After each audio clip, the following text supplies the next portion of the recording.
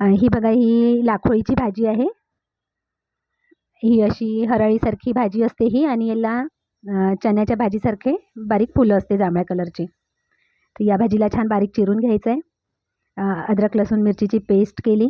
पराठे करायचे आपल्याला, तर मी गव्हाची कणिक घेतली, त्यामध्ये सांबार बारीक चिरून घेतला, आणि ही भाजी पण बारीक चिरून घेतली. तिखट मीठ हळद घ्यायचं आहे.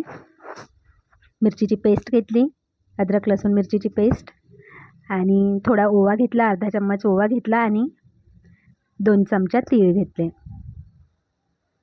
हे छान एकत्र मिक्स करून घ्यायचं, आणि पाण्याने भिजून कणकीच्या गोळ्यासारखा गोळा तयार करायचा आहे. हे बघा, असा हा गोळा, कणकीचा गोळ्यासारखा गोळा नरम तयार केला आहे. आणि याला असे छान पराठे बेलून घ्यायचे.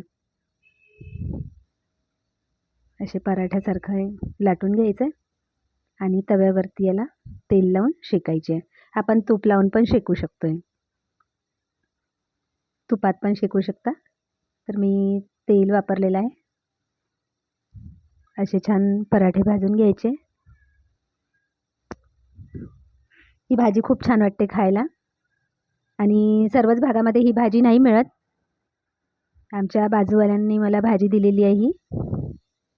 बघा, असे हे पराठे तयार झाले, आणि चटणीसोबत